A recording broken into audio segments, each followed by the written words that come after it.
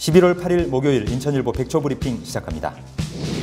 인천시 혈세로 운행 적자를 보전받는 준공영 시내버스 업체가 족벌 경영을 해온 사실이 드러났습니다. 독립재산제 형태로 가족이 회사를 나누어 경영하면서 인건비를 부당 청구해왔습니다. 인천적십자병원이 종합병원에서 일반 병원으로 강등돼 어제부터 응급실 운영이 중단됐습니다. 간호사 수급난에서 비롯된 것인데 서민을 위한 공공의료 서비스 퇴보가 불가피해졌습니다. 어제 인천 전역에 초미세먼지주의보가 발령되면서 시민들의 생활 리듬에도 여파를 미쳤습니다. 공공기관 차량 2부제가 시행됐지만 이를 알지 못한 민원인들과 종일 주차 시비가 빚어졌습니다. 안산 서해안권이 해양, 레저, 문화, 생태 산업의 신성장 거점으로 거듭납니다. 경제자유구역 기본계획에 반영돼 평택과 안산을 잇는 서해안 항만산업 벨트 조성의 길이 활짝 열렸습니다. 복합쇼핑몰 스타필드가 오는 2020년 안성시 공도읍에 들어설 예정이어서 38번 국도 안성 평택 구간 교통 체증이 우려됩니다. 평택시가 우회도로 개설을 서두르는 반면 정작 안성시는 뒷짐지고 있습니다. 중국 광군제와 블랙 프라이데이 같은 11월 글로벌 세일 시즌을 맞아 이른바 직구족을 사로잡기 위한 유통업계의 소비자 쟁탈전이 치열합니다. 배송비를 깎아주거나 대규모 온라인 할인 이벤트가 속속 선보이고 있습니다. 인천 경기 오늘 아침 최저기온 11도, 낮 최고기온 17도, 흐리고 비가 오겠고 미세먼지 농도는 보통 수준을 보이겠습니다. 이상 인천일보 백초 브리핑이었습니다.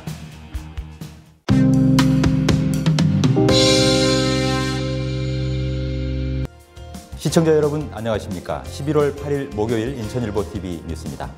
먼저 오늘 아침 인천일보 지면에 실린 주요 기사 살펴보겠습니다. 인천판 일면 종합면 톱 기사입니다. 인천 시민의 혈세로 운행 적자를 보전받고 있는 준공영 시내버스 업체가 여러 군데인데요. 그중에 몇 군데가 이 족벌 경영을 해온 사실이 뒤늦게 드러났다는 내용 크게 보도하고 있습니다. 사연이 어떻게 된 걸까요? 인천시가 지난 8월 이 시내버스 준공영 업체인 D사의 보조금 정산 내역에 대해 점검을 벌였다고 하는데요. 이 과정에서 인건비를 부당 청구한 사실을 적발해냈습니다. 이 업체는 알고 봤더니 이 세 가족이 각각 독립재산제 방식으로 회사를 나눠 운영하면서 인건비를 부당 청구하거나 또는 이를 사실상 묵인해온 것으로 밝혀졌는데요. 이 세 가족이 버스업체를 나누어 경영하는 복잡한 족벌 경영 시스템이 뿌리박혀 있는 상황이 사실로 드러났는데 서로가 자기 이익만 따지는 데다가 손실을 같이 볼 수밖에 없어서 회계 투명성도 떨어질 수밖에 없는 그런 구조를 갖고 있는 것으로 조사가 됐습니다. 이와 관련해서 인천시는 이 전수조사는 인력과 시간에 한계가 있다.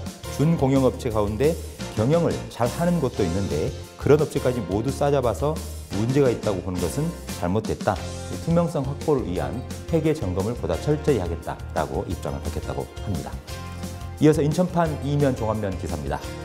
인천 서민들의 공공의료기관으로 자리 잡고 있는 인천적십자병원. 그런데 종합병원인 인천적십자병원이 일반 병원으로 격이 강등이 됐습니다.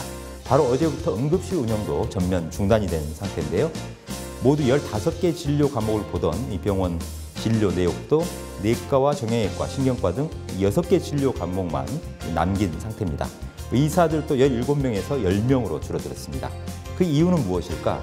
이 인천적십자병원은 간호사 수급에 어려움을 겪었던 게 일반 병원으로 강등된 결정적인 사유였다고 설명을 하고 있습니다. 이 간호사들은 임금이 적고 일은 많은 공공의료원에서 근무하기를 꺼린다는 것이죠. 특단의 대책이 없는 한은 일반 서민들의 이 공공의료 서비스 문턱이 한층 높아질 수밖에 없는 퇴행적인 구조를 갖게 됐습니다. 다음은 인천판 사회면으로 들어가 보겠습니다. 19면입니다. 어제와 그제 인천 전역에 초미세먼지주의보가 발령됐고 미세먼지가 자욱하면서 일반 시민들의 생활 리듬에도 영향을 미치고 있다는 소식 다루고 있습니다. 상당수 시민들은 이 초미세먼지 때문에 이 마스크도 믿을 수 없다면서 외출을 꺼리는가 하면 공공기관에서는 차량 이부제를 어제 시행을 했죠. 그런데 이런 사실을 제대로 알지 못하고 관공서를 찾았던 상당수 시민들이 경비원들과 승강이를 벌였다고 합니다. 그리고 인천시는 실외 노동자들을 위해서 미세먼지 마스크 42,700개를 주문을 했는데 물건이 제대로 도착하지 않아서 지급에 어려움을 겪었고요. 인천 시내 많은 학교들이 초미세먼지 주의보 발령이 났지만 단축 수업이나 휴업을 결정하지는 않았다고 하는 내용들 두루 담고 있습니다. 이어서 경기판으로 들어가 봅니다. 일면 종합면입니다. 안산 서해안권이 해양과 레저, 문화, 생태 산업의 신성장 거점으로 거듭날 전망이라는 기사 비중 있게 다루고 있습니다. 산업통상자원부가 개최한 경제자유구역위원회가 이 안산시 서해안권을 경제자유구역 기본계획에 반영했기 때문인데요. 이로써 안산 서해안권은 해양 레저 관광, 친환경 간척 농지, 생태 환경 등이 어우러진 이 지역으로 발돋움할 수 있게 됐는데요. 특히 이번 경제자유구역 기본계획에 반영됨으로써 기존 황해경제자유구역에 속한 이 평택 BIX, 또 현덕지구와 연계한 개발이 가능해졌다는 내용입니다. 결국 서해안 벨트인 이 평택에서 안산에 이르는 경기만 일대가 새로운 서해안 항구 비즈니스 벨트로 조성될 수 있는 길이 활짝 열렸다. 이런 소식 전하고 있습니다. 이어서 구면 경기 메트로면 기사 한 꼭지 보시겠습니다. 복합 쇼핑몰이 들어서는데 오는 2020년 안성시 공도읍에 스타필드 안성이 들어설 예정입니다. 이렇게 되면 인근 38번 국도 안성과 평택 구간의 교통체증이 지금도 심한데요. 갈수록 심화될 것으로 우려된다는 내용입니다. 이와 관련해서 평택시는 우회도로를 선제적으로 빨리 개설을 하는 게 필요하겠다라고 해서 예산까지 편성하는 등 도로 개설을 서두르는 반면 정작 복합 쇼핑몰이 들어서는 곳인 관할 안성시는 느긋하게 뒷짐을 지고 있어서 서로 갈등을 빚고 있다는 내용 다루고 있습니다. 끝으로 7면 경제면 소식 한 꼭지 보시겠습니다. 이 중국의 광군제, 또 블랙 프라이데이 이런 11월을 맞은 글로벌 세일 시즌이지요. 그런데 이런 글로벌 세일 시즌을 맞아서 직구족을 사로잡기 위한 유통업계 소비자 쟁탈전이 치열하게 벌어지고 있다는 소식 자세히 다루고 있습니다. 지금 현재 온라인 유통시장이 갈수록 커가고 있죠. 그러면서 직접 판매자에게 물품을 구매하는 직구족들이 늘고 있는데요. 특히 연말을 기점으로 직구족은 크게 늘어나는 그런 양상을 띠고 있습니다. 매년 11월이면 이 미국과 유럽 블랙 프라이데이 그리고 중국의 광군제를 맞아서 70%에서 80% 가까운 대규모 할인 행사가 열리기 때문인데요. 이에 발맞춰서 이 국내 유통업계도 발빠르게 글로벌 할인 행사를 펼치는 등 각종 이벤트를 벌이고 있다는 내용 다루고 있습니다.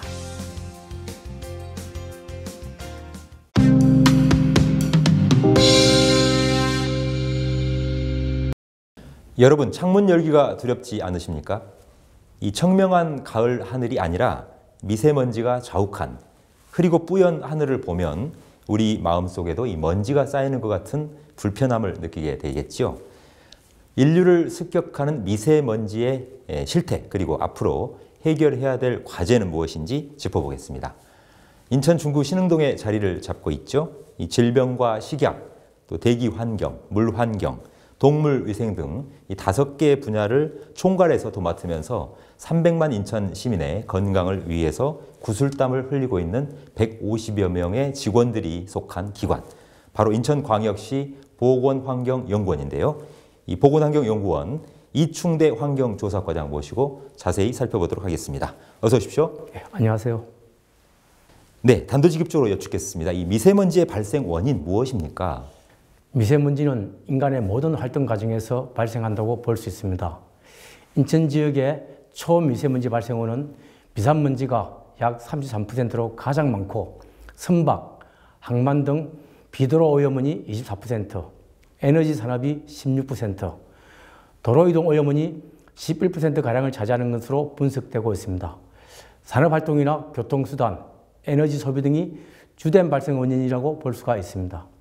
그리고 도심 주요 지역 미세먼지에 대해 지난해 평가를 해본 결과 황산염, 질산염 이런 부분들이 2차 생성에 기여한 부분이 높은 것으로 나타나기도 했습니다. 네, 그렇군요. 우리 인천광역시 보건환경연구원에서는 주로 이런 미세먼지 측정을 어떤 방식으로 하고 있고요. 또 주로 어떤 활동들을 펼치고 있는지도 궁금합니다. 우리 인천시 보건환경연구원은 시민 건강 보호를 위해 연중 상시 측정하는 도시대기 측정소 17곳, 도로변 측정소 3곳, 감시망 1곳 등 모두 21곳의 미세먼지 측정 장비를 운영 중입니다. 민원이 발생하는 지역을 수시로 달려가 측정하는 대기이동 측정 차량, 도로를 이동하면서 제비산 먼지를 측정하는 도로먼지 측정 차량을 운행하고 있습니다. 그리고 도심지 주요 지역에서 실시간 대기질 정보를 공개하는 환경점검판 6곳을 비롯해 노약자와 모든 시민들이 환경정보를 손쉽게 확인할 수 있도록 환경정보 공개 홈페이지도 운영하고 있습니다. 네, 환경정보 공개 홈페이지도 운영하고 계시군요. 예. 자, 그런데 최근 인천시의 이 미세먼지 오염 정도는 어떤 수준인지가 사실 궁금하거든요. 또 이로 인한 사회적 피해 상황도 꽤 있을 것 같은데요. 어떻습니까? 네, 인천시는 다양한 미세먼지 저감 정책을 시행하고 있습니다. 2015년 이후 연도별로 53 마이크로그램 per 큐빅미터에서 2017년도 46으로 점진적으로 감소하고 있습니다.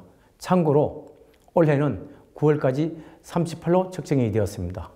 그렇다고 해도 호흡기 질환에 대한 미세먼지의 직간접적인 영향을 실제 분석 과정에서 확인할 수 있고 PM10 연간 환경기준 50 마이크로그램 per 큐빅미터를 초과하는 지역에 거주하는 지역계층이 2017년 기준 약 5% 선으로 산출되는 등 시민건강 피해 저감을 위해 지속적으로 노력할 필요는 있습니다.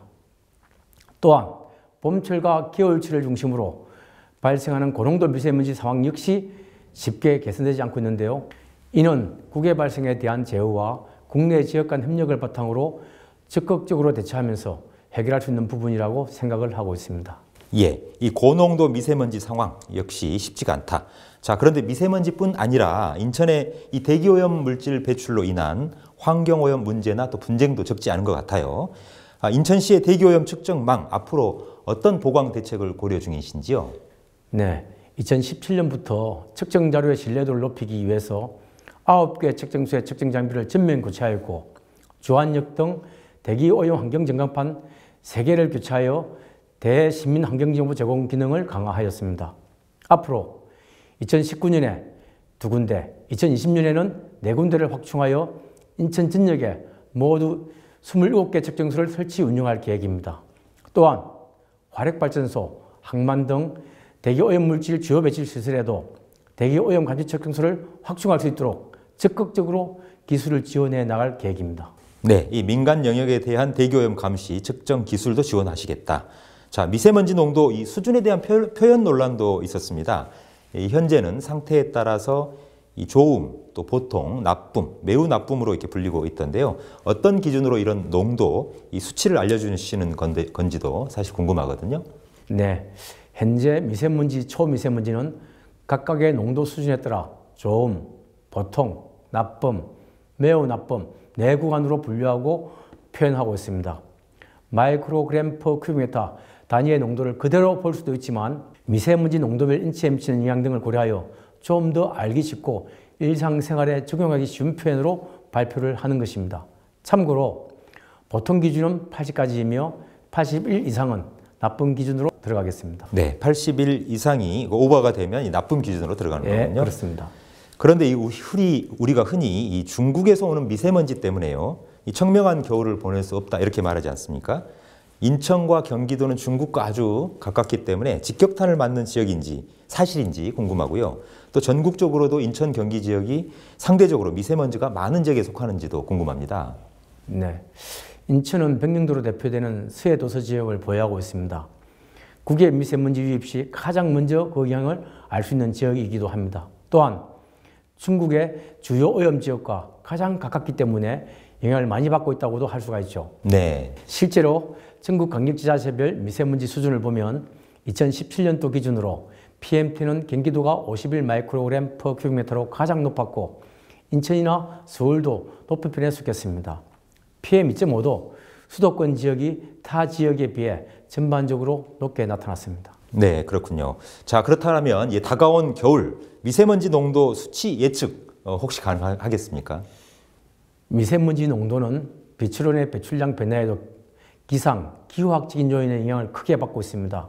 그에 따라서 중국 등 국외 오염원의 기여도가 달라지게 됩니다. 따라서 향후 계절적 특성에 의해 높아지게 되겠지만 그 정도는 정확히 예측하기가 어렵습니다. 다만 예년 사례들을 보면 겨울철은 봄철과 함께 미세먼지가 증가하는 계절로 대개 그 해의 연평균을 넘어서는 경우가 많았습니다. 따라서 겨울철에는 전반적인 미세먼지 오염도가 높아지며 대기 혼합 정도의 변화에 따라 고농도 사례가 종종 발생하므로 주의해야겠습니다.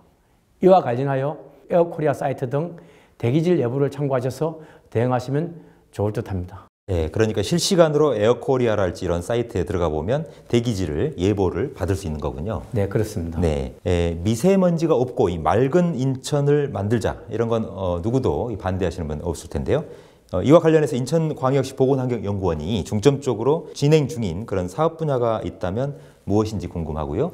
또 우리 시청자 여러분들께서 반드시 알고 있어야 할 이 고농도 미세먼지 발생 시 유의사항 팁이 있다면 알려주시겠습니까? 네. 현재 우리 연구원에서는 미래 환경 전문가 양성과 환경 취약계층 보호를 위해 초, 중, 고등학교 학생들을 대상으로 환경 아카데미를 운영하고 있습니다. 올해에는 미세먼지뿐만 아니라 환경 전반에 대해 총 20회 교육을 실시하기도 했습니다.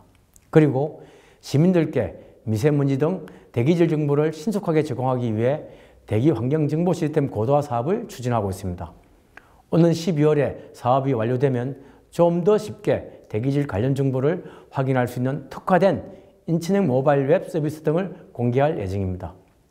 내년에는 대기질 농도를 정확하게 예측할 수 있는 대기 진단 평가 시스템을 도입하여 시민들의 알 권리 충족과 미세먼지 걱정 없는 쾌적한 대기 환경 조성에 기여하고자 합니다. 고농도 미세먼지 발생 시 대응 팁을 간단하게 말씀을 드리면 첫째, 가급적 외출은 자제하고 실외 활동을 최소화하고 둘째, 외출 시 보건용 마스크를 착용하고 셋째, 미세먼지 농도가 높은 도로변 주변이나 지역 등에서 머무는 시간을 최소화하는 것이 필요합니다.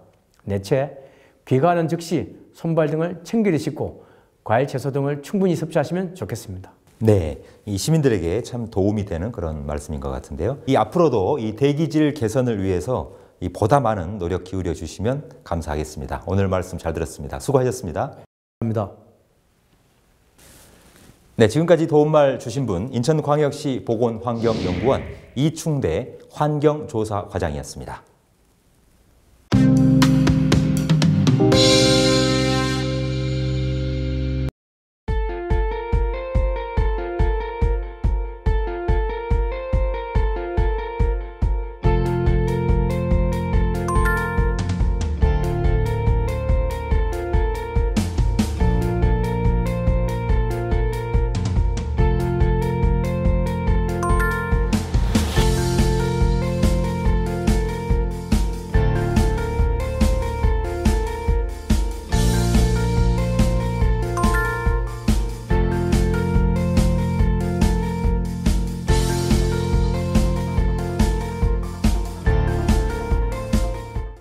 (11월 8일) 목요일 인천일보TV 뉴스는 여기까지입니다. 저희는 더 열심히 준비해서 내일 아침 돌아오겠습니다. 감사합니다.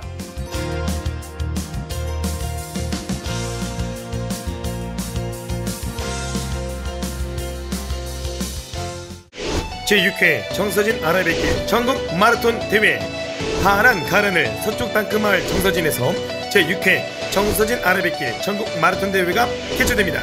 11월 11일 일요일 아침 서해와 한강을 잇는 환상의 코스로 당신을 초대합니다. 참가 신청 전화 032-452-0191 032-452-0191 정서진 아라뱃길 마라톤을 검색하세요. 이 행사는 인천일보와 인천서구가 함께합니다.